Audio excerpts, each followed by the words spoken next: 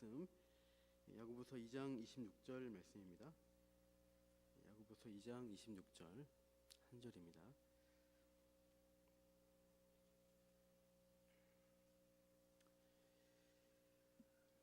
같이 읽겠습니다. 영혼 없는 몸이 죽은 것 같이 행함이 없는 믿음은 죽은 것이니라. 아멘. 그 나눠준 프린트물에 박스 있는데 그 부분 한번 읽고 말씀 나누겠습니다. 프린트물에 네모 안에 있는 부분 같이 읽겠습니다. 크리스천은 믿음을 만나 동행하면서 성도 간의 교제를 나누었습니다. 그러던 중 수다쟁이와도 동행하게 되어 믿음과 수다쟁이가 서로 대화하게 됩니다. 믿음은 수다쟁이의 신앙적 지식과 달변에 경탄합니다. 그러나 크리스천은 수다쟁이를 조심하라고 믿음에게 충고합니다. 수다쟁이의 말재주는 뛰어나지만 말만 그럴 뿐 실제 삶은 추악하고 프리부동한 사람이라고 분별하라고 주의를 줍니다. 그래서 믿음이 수다쟁이에게 참된 복음의 능력이 그의 마음과 삶에 나타나는지를 물어보며 추궁하자 수다쟁이는 그만 떠나버립니다. 믿음과 수다쟁이라는 제목으로 철록전 강의 말씀 나누겠습니다. 책에 있는 쪽수는 139쪽에서 153쪽에 12장에 해당하는 부분입니다.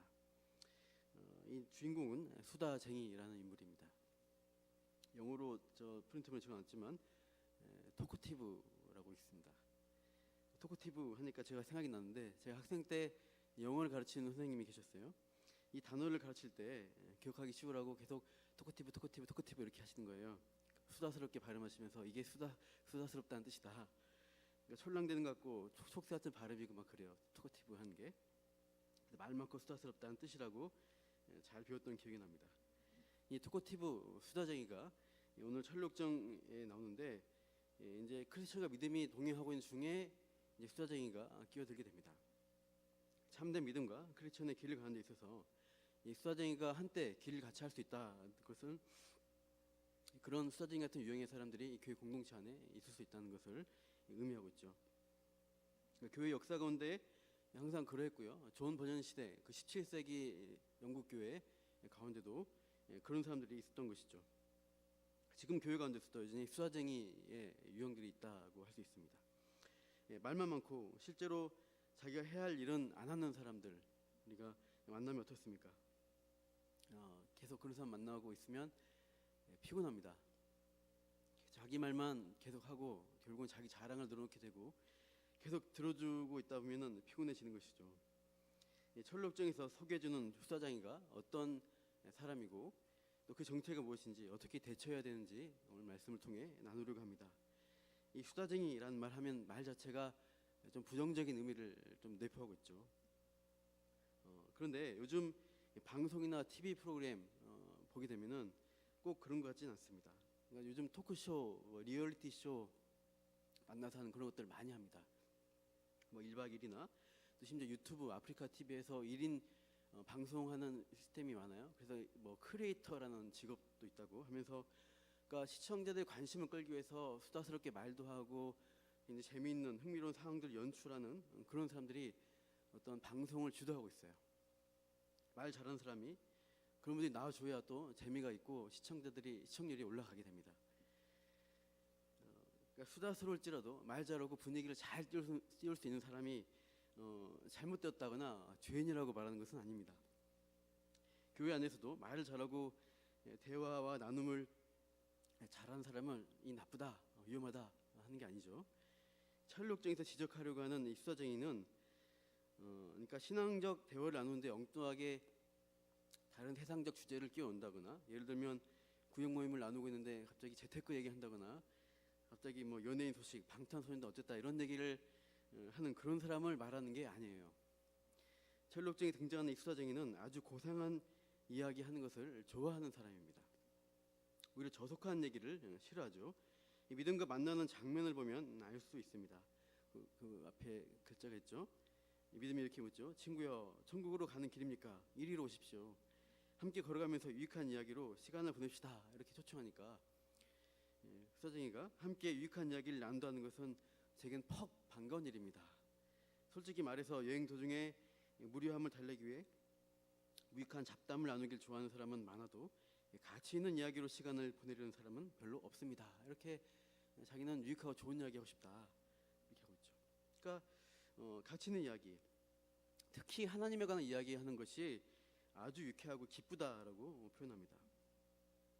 그러면서 이 수다쟁이는 더 특별히 더 유익한 대화 주제들이 있다라고 하는 것이죠. 프린트문의 일본의 방가로 2번에 근데 거듭남의 필요성 이런 것들, 이런 주제, 또 인간이 하는 일의 불충분성, 그러니까 죄인이기 때문에 한계가 있다는 것, 그리고 그리스도의 의로우심이 인간의 구원에 절대적으로 필요하다는 것, 이런 대화들, 그죠? 거듭남, 구원, 그리고 회개, 믿음, 기도, 고난이라는 의미가 무엇이냐, 그죠? 그리고 복음이 주는 위대한 약속과 위로를 깨달아서 위로를 얻는 것, 위안을 얻는 것, 복음이죠. 그런 것들을 대화한 주제들, 그런 신앙적 지식, 고상한 주제들을 대화하기를 좋아하는 것입니다. 또 나아가서는 그릇된 견해들을 물리치고 진리를 밝혀주며 어리석은 사람들을 깨우쳐 줄 수 있는 능력까지 배울 수 있는 그런 대화를 하고 싶다. 주절주절 뛰어난 신앙적 지식과 언변을 계속 이렇게 물 흐르듯 말하고 있습니다. 그러니까 수다쟁이가 엉뚱한 말, 해석적이고 조속한 그런 말을 하는 사람이 아니라 아주 바른 말을 잘하는 사람입니다. 하나님과 성경에 대해, 경건과 신앙에 대해서 바른 신앙적 주제를 말하고 가르칠 수 있는 사람이죠. 그러니까 바른 말 하는 사람이, 그 앞에 화살표 밑에 있죠. 수다쟁이는 하나님과 경건, 성경, 경건과 신앙에 대해 바른 말을 할 줄 아는 사람입니다. 바른 말 하는 사람이죠. 그러나 문제는 뭐냐? 우리 영혼의 가장 좋은 말씀, 옳고 바른 내용들을 알고 전하고 말할 수 있는데, 문제는 오직 말하기만 좋아한다는 게 함정입니다. 수다쟁이는 그런 좋은 내용들을 말만 하고 삶으로 살아내는 것은 없다는 것이죠. 그러니까 아는 것도 많고 잘 전달하고 가르치기 잘합니다. 달변가입니다. 재능이 많습니다. 문제는 행함이 없다는 거예요. 이 처음에 수다쟁이와 대화한 믿음이라는 인물은 이 수다쟁이가 제시하는 화려한 언변에, 그리고 신앙적 지식에 경탄하면서 크리스천에게 훌륭한 동행자가 생겼다라고 이렇게 말합니다. 근데 크리스천은 여지껏 혼자만 말없이 걷기만 했는데, 크리스천은 믿음에게 조심스럽게 충고를 하게 되죠. 당신이 그토록 감탄하고 있는 사람은 20겹이나 되는 혀를 가지고 그를 잘 알지 못하는 사람들을 가문이설로 속여 넘길 것입니다. 이렇게 답해요. 그러면서 그의 정체가 무엇인가를 밝혀주고 있어요. 그는 말 많은 동네 이름이 말 많은 동네입니다. 거기에 살고 있는 출신인데, 아버지가 누구냐? 달변이라세요. 달변의 아들이라는 것입니다. 그러니까 말 많은 동네 수다쟁이라고 하면은 그 동네 사람은 누구나 다 안다. 자기도 그 동네에 있었다라고 하는 거예요. 그러면서 말재주도 좋지만 알고 보면 보잘것없는 사람입니다. 이렇게 그의 정체를 밝혀줘요. 그 믿음이 그 농담 아니냐, 농담하는 거 아니냐고 하니까 크리스천이 정색하면서 근거 없는 비방이 아니라고 하면서 수다쟁이에 대해서 더 자세한 설명을 하고 있습니다. 마태복음 2장 23장 2절 제가 읽어드리면 이런 말씀을 인용해요. 그러므로 무엇이든지 그들이 말한 바는 행하고 지키되 그들이 하는 행위는 본받지 말라. 그들은 말만 하고 행하지 아니하며. 고린도전서 4장 20절 하나님 나라는 말에 있지 아니하고 오직 능력에 있음이라. 이렇게 이런 말씀들을 전하면서 수다쟁이는 말만 하고 행함이 없는 사람입니다. 그러니까 말만 하고 행하지 않는 사람이 그 전형이 이 수다쟁이라고 하는 것이죠. 즉 기도와 회개, 신앙과 거듭남에 대해서 영혼의 문제, 구원의 일을 자주 말하고 중요한 주제로 다룹니다. 그러나 실제 그의 집과 가정에 가보면 그의 삶에 있어서는 기도나 회개 징조가 도무지 보이지 않는 사람입니다. 그래서 심지어 이렇게 크리스천은 표현해요. 차라리 짐승들이, 그 집에 있는 짐승들이 그 사람보다 하나님을 더 잘 섬긴다고 봐야 할 정도다. 여기까지 언급해요. 짐승보다 못한 사람이다. 이렇게 신랄하게 이렇게 설명합니다. 그러니까 이런 사람들이야말로 이 수다쟁이 같은 사람이 기독교를 더럽히고 욕먹이는, 욕되게 하는, 수치스럽게 만든다고 하는 것이죠. 그래서 기독교 자체가 이런 수사지 때문에 비난받는데 이런 극단적 표현을 하게 됩니다. 밖에서는 성자요, 집에서는 악마다 이렇게요. 밖에서는 성자고 집에서는 악마라고 합니다. 그러니까 대외적으로 사회생활을 하면서 만나는 사람들, 좀 거리감을 두고 만나는 사람들에게는 고상하고 거룩한 척 훌륭한 대화를 잘 나누고 좋은 말을 합니다. 그래서 집에 와서는 밖에서 한 말과 다르게 이 가족들 또 하인들에게 악독하게 행한다는 뜻입니다. 그러니까 그의 표리부당한 언행 때문에 가족들은 고초를 겪고 하인들은 부당한 대우를 받는다고 고발해요. 지독한 구두쇠 욕쟁일 뿐이다. 거의 악평을 하고 있죠. 여러분 이런 사람의 유형을 자주는 아니지만 가끔씩 만날 수 있습니다. 100m, 50m 미남 미녀들이 있어요. 좀 거리를 둔 인간관계에서는 괜찮은 사람입니다. 젠틀하고 고상하고 배려도 잘하고 예의도 바릅니다. 인품도 뛰어나 보입니다. 근데 집에 가면 그 사람을 오랫동안 알고 관찰해본 사람들, 가족들은 알게 되죠. 얼마나 고약하고 권위주의적이고 악독하고 분노 조절 장애가 있는 것처럼 보이는 그 미안하다고 말 못하는 내가 잘난 줄 알고 욕만 하는 그런 사람인지 가족은 가까이 있는 사람은 아는 것이죠. 좀 멀리서 만나면 좋은 사람인데 가까이 들여다보면 그의 삶의 저변에 흐르는 그 악독이 그 손가락 하나 까딱하지 않고 남을 시키려고 하는, 비난하려고 하는 그런 본성이 있다는 것이죠. 우리 마태복음 23장에 있습니까? 한번 읽어볼까요? 시작. 서기관들과 바리새인들이 모세의 자리에 앉았으니 그러므로 무엇이든지 그들이 말하는 바는 행하고 지키되 그들이 하는 행위는 본받지 말라. 그들은 말만 하고 행하지 아니하며 또 무거운 짐을 묶어 사람의 어깨에 지우되 자기는 이것을 한 손가락으로도 움직이려 하지 아니하며 그들의 모든 행위를 사람에게 보이고자 하나니 곧 그 경문띠를 넓게 하며 옷수를 길게 하고 제 윗자리와 회당의 높은 자리와 시장에서 문안 받는 것과 사람에게 랍비라 칭함 받는 것을 좋아하느니라. 바리새인과 서기관을 향해서 예수님이 이렇게 평가했습니다. 뛰어난 학식과 신앙적 지식을 가지고 있죠. 영적 지도자로서 백성들을 인도하는 사람들입니다. 근데 예수님은 이들을 향해서 그들의 실체가 뭐냐? 말만 하고 실제 자기 삶에서는 자기 말대로 살지 않는 이중적 위선자들이라고요. 모세 자리에 앉아서 손가락도 까딱하지 않으면서 대외적인 모습은 사람들이 잘 보이려고, 사람들이 잘 보이는 데서는 거룩한 척하는 그런 위선적 사람이라고 책망하고 있습니다. 존 버넌 시대에 이런 사람들, 특히 목회자와 같은 직분자 이런 사람들이 많았다는 것을 지적하고 있어요. 예배를 인도하고 설교하고 교회에서 뭔가 보이는 일을 할 때 경건하고 거룩한 것 같은데 그의 실제 삶에 들어가 보면은 추악하고 욕망을 쫓는 사람이라는 그 실체가 나타나는 거죠. 오늘 오전에 보니까 검색어 1위로 뜬 단어가 있었습니다. 10시경에 떴었는데 보신 분 있나요? 그루밍이라는 단어가 막 검색어를 뜨는 거예요. 그래서 이 그루밍이 뭔가 근데 그렇게 보니까 그루밍이라는 단어는 길들이다라는 영어 뜻입니다.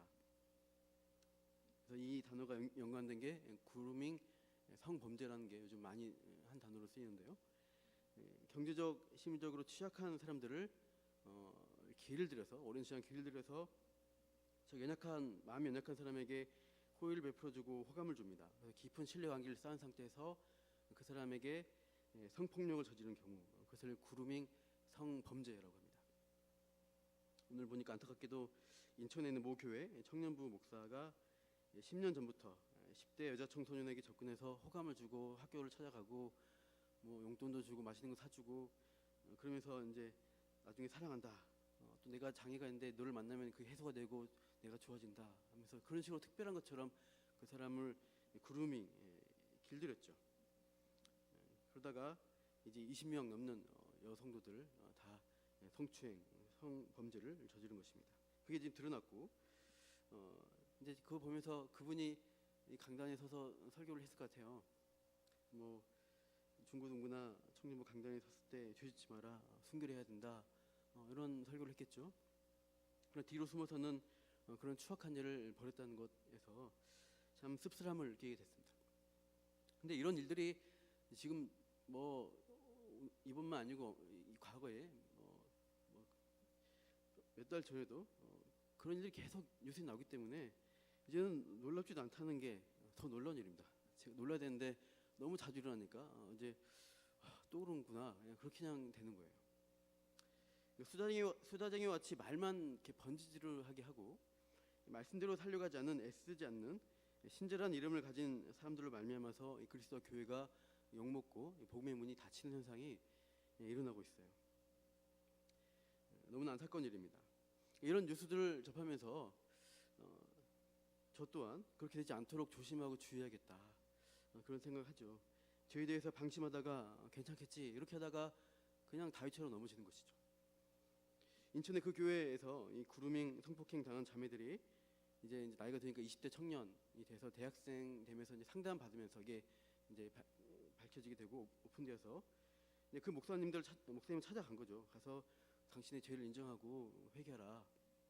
그렇게 해도 안 듣고 버티다가 거짓말로 모면하려고 하다가 지금은 이제 필리핀에 도피한 상황이라고 해요. 그런 걸 보면서 명목상 신자인 것처럼 때론 목회자 이름을 가지고 신앙생활을 하고 신앙적 대화를 나누고 성경을 배우고 가르치고 설교할 수도 있다는 것이요. 이름만 크리스찬인데 말로는 다 할 수 있다는 거예요. 그러면서 말과 삶은 이중적이니까 결과적으로 하나님의 이름을 욕되게 하는 그런 일들을 저지르게 됩니다. 진짜 하나님의 자녀라고 한다면 하나님과 교회를 욕먹인 일을 쉽게 아무렇지도 않게 하기가 힘듭니다. 우리가 어릴 적에 나 때문에 부모님이 욕을 먹는다라고 들면은 우리가 얼마나 조심스럽습니까? 매우 싫은 것입니다. 누가 만약 그냥 지나간 욕이라도 했는데 부모님이나 엄마 욕을 했다. 그러면 우리가 제일 내가 욕먹는 것보다 더 기분 나빠하고 싸우는 그런 경우가 많죠. 성령 받은 그리스도인이 참으로 하나님 자녀가 되었다면은 하나님의 이름에 먹칠하는 그런 일들을 아무렇지도 않게 하기가 힘들죠. 성령 받은 그리스도인의 그런 마음을 가질 수가 없죠. 교회가 부끄럽게 취급받지 않으려고 애를 쓰는 사람들, 이런 사람들이 참된 신자고 하나님의 자녀라고 할 수 있습니다. 그러나 수다쟁이는 어떤 평판을 드는가? 타향에서는 성자여, 고향에서는 악마라고 불릴 정도로 그를 가까이 아는 사람들의 평판은 매우 좋지 않습니다. 특히 집안 사람, 가족들은 이 수다쟁이가 가짜 신자라는 것을 잘 알고 있어요. 목사, 장로, 집사, 그 어떤 분들이 일지라도 위선자라는 것은 가까이 있는 사람은 느끼게 됩니다. 그러면 믿지 않는 가족과 이웃에게 결국은 복음 전파가 막히는 걸림돌이 됩니다. 그래서 우리가 주변에 가까운 사람들에게 내가 어떤 삶의 열매를 보여주는가 이런 거 잘 나 자신을 돌아봐야 할 필요가 있습니다. 크리스찬이 수다쟁이에 대해서 평가할 때 이렇게 말하죠. 그가 살고 있는 동네에 어디를 가나 그를 좋게 말하는 사람들은 거의 볼 수 없습니다. 디모데전서 3장 7절 말씀 한번 읽어볼까요? 시작. 또한 외인에게서도 선한 증거를 얻은 자라야 할지니 비방과 마귀의 올무에 빠질까 염려하라. 사도 바울은 디모데에게 감독의 직분, 목사의 직분을 자격을 설명하면서 이렇게 방금 3장 7절 외인에게 선 증거를 얻은 자여야 된다라는 자격 조건 하나를 얘기합니다. 이 외인이란 것은 교회 바깥에 믿지 않는 자, 불신자를 가리킵니다. 교회 밖에 불신자에게서도 선한 증거를 얻고 그들의 인정을 받는 사람이라야 교회 안에서도 바른 직분자 역할을 감당할 수 있음을 사도 바울은 알았던 것입니다. 동네 어디서나 좋게 말하는 사람을 찾아볼 수가 없다. 참된 신자라면 참 이웃에게 그리스도의 향기를 드릴 수 있는 그런 열매가 있다는 것이죠. 비록 복음 듣기를 싫어하더라도 이웃에게 선한 행실이 보여져야 진짜일 확률이 높습니다. 이렇게 수다쟁이에 대해 적렬한 실상을 크리스천은 계속 믿음에게 알려줍니다. 그래서 믿음의 반응은 이렇죠. 형제여, 저는 당신의 말을 믿지 않을 수 없습니다. 당신이 그를 잘 알고 있다고 말했기 때문이 아니라 당신이 크리스천다운 양심으로 사람들을 정직하게 평하기 때문입니다. 당신이 악의를 가지고 그런 말을 했다고 생각할 수가 없습니다. 사실상 당신이 말한 그대로일 거라고 믿습니다. 이렇게 반응을 해요. 특히 악담 같은 거 했는데, 근데 우리 시대의 이런 반응들이 어떻게 보면 조금 불편할 수가 있어요. 우리 현대인들이 좋아하는 성경 구절이 있는데 마태복음 7장 1절에서 5절입니다. 한번 찾아보시죠. 이거는 제가 안 만나는데 마태복음 7장을 한번 펴시죠.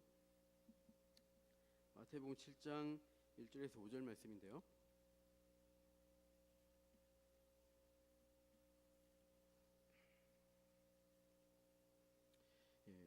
마태복음 7장 1절에서 5절 찾으셨죠? 한번 같이 5절까지 한번 읽어보겠습니다. 시작. 비판을 받지 아니하려거든 비판하지 말라. 너희가 비판하는 그 비판으로 너희가 비판을 받을 것이요 너희가 헤아리는 그 헤아림으로 너희가 헤아림을 받을 것이니라. 어찌하여 형제의 눈 속에 있는 티는 보고 내 눈 속에 있는 들보는 깨닫지 못하느냐. 보라, 내 눈 속에 들보가 있는데 어찌하여 형제에게 말하기를 나로 내 눈 속에 있는 티를 빼게 하라. 의식한 자여, 먼저 내 눈 속에서 들보를 빼라. 그 후에야 밝히 보고 형제의 눈 속에서 티를 빼리라. 주님이 비판하지 말라고 했잖아. 다른 사람을 왜 비판하고 평가하고 판단해? 그거 하지 마. 다른 사람에 참가하지 말고 네 일이나 잘해라고 말하고 싶은 구절이에요. 크리스천의 수다쟁이에 대한 평가, 어떻게 보면 악평 같은 거에 대해서 믿음이 마태복음 7장을 거론하면서 이렇게 반응한다면은 이제 더 대화가 진행이 안 되겠죠. 주님이 비판하지 말라고 했잖아. 그래서 무조건 비판하지 말아야 되는가? 비판하지 않는 게 덕이지 않는가? 이렇게 하기 쉬운데 밑에 7장 15절로 오시겠어요? 7장 15절 가보시면 15절 16절 한번 읽겠습니다. 7장 15절 16절 시작. 거짓 선자들을 삼가라. 양의 옷을 입고 너에게 나오나 속에는 노략질하는 일이라. 그들의 열매로 그들을 알지니 가시나무에서 포도를 또 엉겅퀴 해서 무화과를 따겠느냐. 20절 말씀 읽을까요? 시작. 이러므로 그들의 열매로 그들을 알리라. 같은 구절이죠. 그들의 열매로 그들을 알아야 된다라고 주님이 말씀하시죠. 그러니까 거짓 선지자인지 아닌지를 알아야 된다는 거예요. 판단해야 된다는 거예요. 분별하라는 거예요. 열매를 가지고 분별하라. 그러니까 바른 신앙이란 것은 분별력을 가진 신앙입니다. 분별력이 생겨져야 합니다. 우리가 신앙이라고 할 때 신앙은 아무것도 없는 상태, 백지 상태에서 그냥 아멘하고 믿는 게 신앙이 아니에요. 신앙이란 것은 시작은 바른 구원의 지식으로부터 시작합니다. 내가 믿는 바가 무엇인지를 아는 거예요. 바른 것을 안다는 것은 반대로 볼 때 바르지 못한 것을 분별할 수 있다는 것입니다. 그러니까 어린아이 같은 믿음이 좋다 하면서 덮어놓고 믿어야지, 무조건 아멘해야지 하는 것이 좋은 신앙은 아니에요. 내가 이 성경을 통해 또 바르게 선포된 설교 말씀을 통해서 구원에 대한 지식, 바른 신앙생활에 대한 진리를 얻게 됩니다. 그것을 내가 잘 정립하고 있으면 어떤 말을 들을 때 그것이 바른지 바르지 않은지에 대한 분별력이 생기는 것이 정상입니다. 신학적으로 전혀 맞지 않는 말씀을 듣는데 어떨 때는 아멘했다가 그러니까 여기서도 아멘하고 이상한 말씀 들을 때도 아멘하고 그렇게 하면은 아직 그 사람은 바른 신앙에 서 있지 않은 거예요. 초보인 것입니다. 히브리서 5장 한번 찾아보시겠어요? 뒤에 히브리서로 가보겠습니다. 히브리서 5장. 히브리서 5장 12절 볼까요?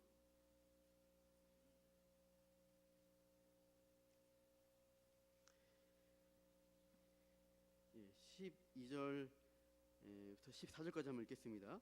히브리서 5장 12, 13, 14 시작. 때가 이미 오래되었으므로 너희가 마땅히 선생이 되었을 터인데 너희가 다시 하나님 말씀의 초보에 대하여 누구에게서 가르침을 받아야 할 처지이니 단단한 음식은 못 먹고 젖이나 먹어야 할 자가 되었도다. 이는 젖을 먹는 자마다 어린 아이니 의의 말씀을 경험하지 못한 자요 단단한 음식은 장성한 자의 것이니 그들은 지각을 사용함으로 연단을 받아 선악을 분별하는 자들이니라. 이렇게 말씀합니다. 그러니까 여기 보시면 지식을 사용해서 연단을 받는데 선악을 분별할 수 있는 수준에 올라간 자가 장성한 자예요. 믿음의 초보에 머물러 있는 상태는 아니라는 거예요. 성장해야지 가만히 그 자리에 있으면 되겠냐. 분별력을 키워라.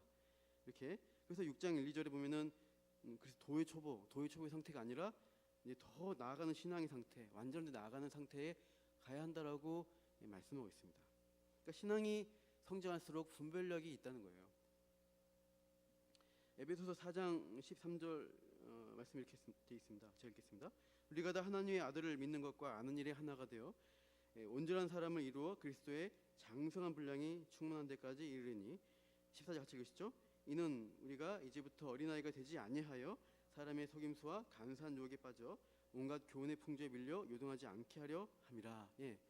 어린아이가 되는 것이 아니에요. 지식적으로 성장해서 어린아이를 벗어나서 세상의 간사한 유혹을 분별하는 겁니다. 그래서 그 유혹에 흔들리지 않고 그 세상 교훈에 흔들리지 않고 15절 읽어볼까요? 시작. 오직 사랑 안에서 뒤에 있을 텐데 오직 시작. 사랑 안에서 참된 것을 하여 범사에 그에게까지 자랄지라. 그는 머리니 곧 그리스도라. 신앙적 지식과 참된 삶이 일치되어서 머리 대신 그리스도를 향해서 성장하는 삶, 이게 이제 바른 신자라는 것입니다. 그러니까 수자쟁이 같은 신자가 있다 주변에, 그러면은 우리가 분별력이 발동돼서 하면서 이제 분별할 수가 있는 수준에 가야 합니다. 다만 제가 프린트를 썼듯이 비판과 분별의 차이가 뭐냐라는 것이죠. 그러니까 비판하지 말라 그랬잖아요. 비판이란 것은 이런 것입니다. 자기 자신의 처지를 돌아보지 않아요. 자기 티를 보지 않아요. 눈 속에 들고 하면서 남의 헐만을 들추는 그런 것입니다. 그렇게 남만을 지적하면서 자기의 부끄러운 허물들을 가리려는 행위, 이런 것을 할 때 비판한다라고 할 수 있어요. 그러니까 이것은 위선자, 외식하는 사람이 그렇게 합니다. 이 비판이란 것은 교만의 표출입니다. 내가 교만하기 때문에 내가 있는 그들의 모습을 감추고 꾸며진 모습, 내가 높아진 모습, 잘난 모습만 나타내려고 하는 것, 그 위선자의 모습이 비판함으로 나타나고 그것의 원인은 교만이라는 것이죠. 그래서 분별은 무엇이냐? 분별은 자신의 상태와 처지를 알고 있습니다. 내가 약하다는 것을 인정해요.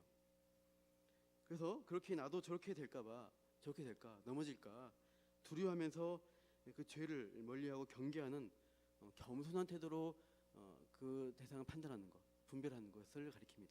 겸손한 것이죠. 그래서 분별은 겸손의 표현, 비판은 교만의 표현이다라고 정리하시면 됩니다.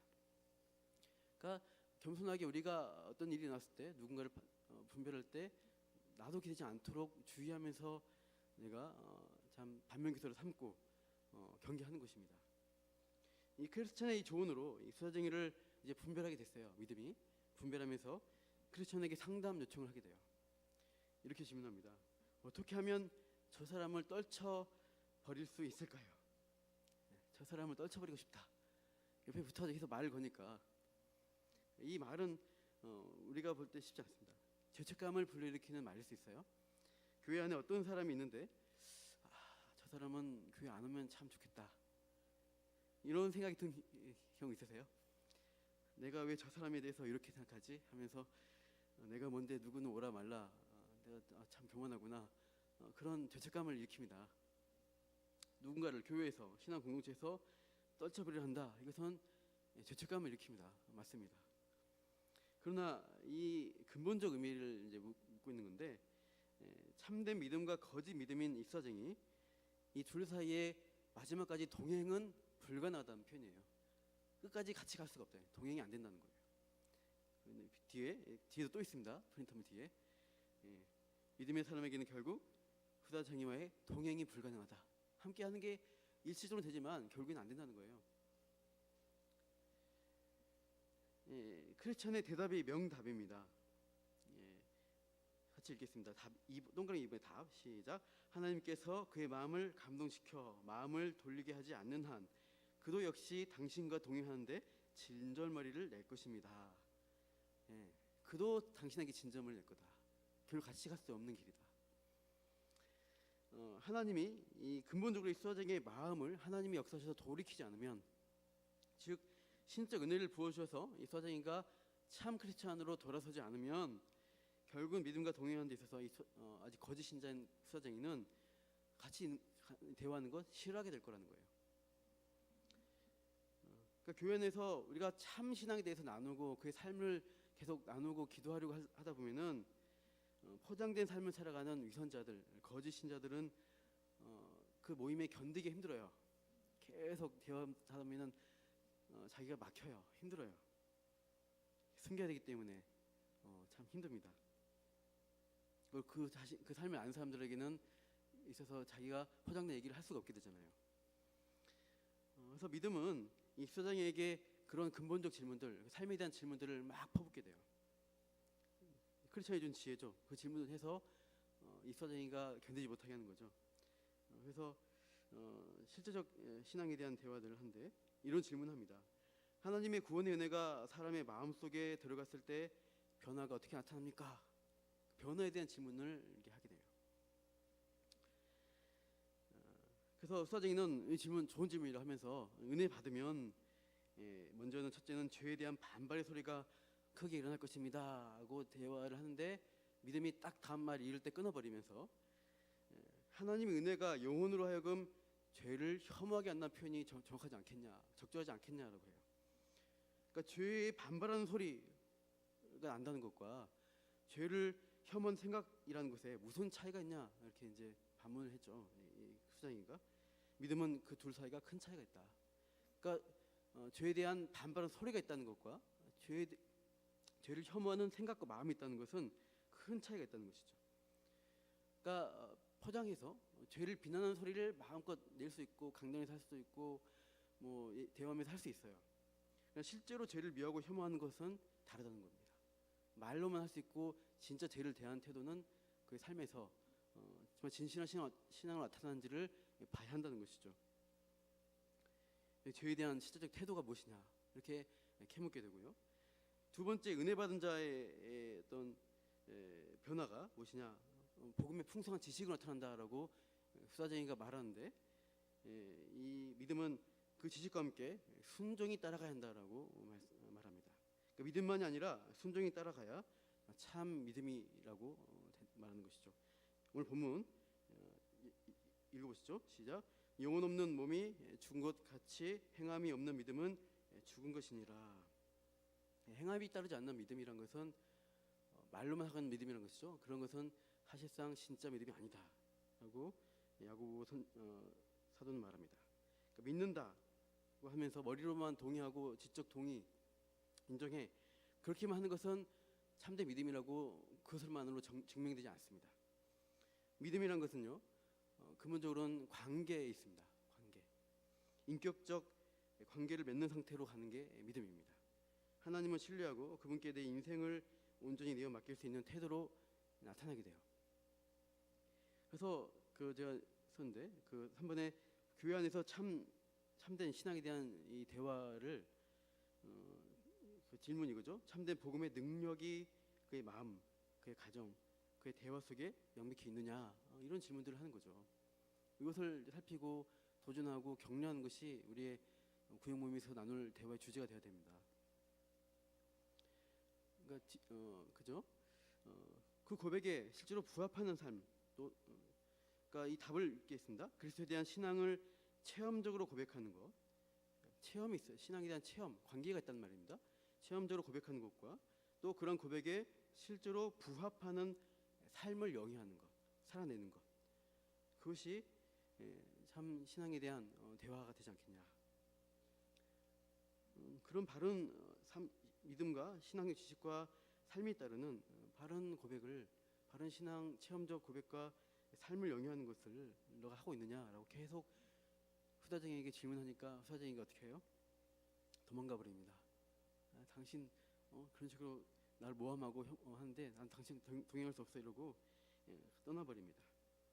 그러니까 진짜 참 믿음 위에서 삶을 돌아보고 고민하고 참 자신의 약함을 고백하면서 나가는 인정하는 그런 참된 신자에게는 말로만 하는 수다쟁이적 신앙생활은 동행할 수가 없는 거예요. 그렇게 갈 수가 없는 거예요. 하나님 우리의 심령을 깨트리셔서 우리가 우리의 진짜 있는 모습을 고백하고 엎드리고 회개하게 하는 것입니다. 우리가 그렇게 하나님이 나를 인도해 간다면 우리가 그런 믿음이 있다면 온전히 하나님 실력이기 때문에 내 인생을 맡깁니다. 책임집니다. 이력을 양식을 주신다는 것을 압니다. 세상사에서 힘들고 어렵죠.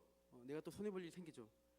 그럴 때 이거 내가 손해보면 안 되는데 하면서 끝까지 아웅당하고 이렇게 하는 게 아니라 여유가 있어요. 하나님이 채워주실 거야. 책임져 주실 거야. 내가 이것 때문에 죽지 않아. 그런 하나님이 감당케 해주신다, 책임져 주신다라는 믿음으로 좀 더 넓은 마음으로 여유롭게 천성문 바라보면서 갈 수가 있다는 것입니다. 그래서 하나님 나라는 말로 하는 게 아니라 그 사람의 삶의 능력으로 나타나게 되는 것이죠. 우리 말씀 마지막에 있는 거 같이 읽겠습니다. 하나님의 나라는 말에 있지 아니하고 오직 능력에 있습니다. 3장 5절 경건의 모양은 있으나 경건의 능력은 부인한 이 같은 자들에게서 내가 돌아서라.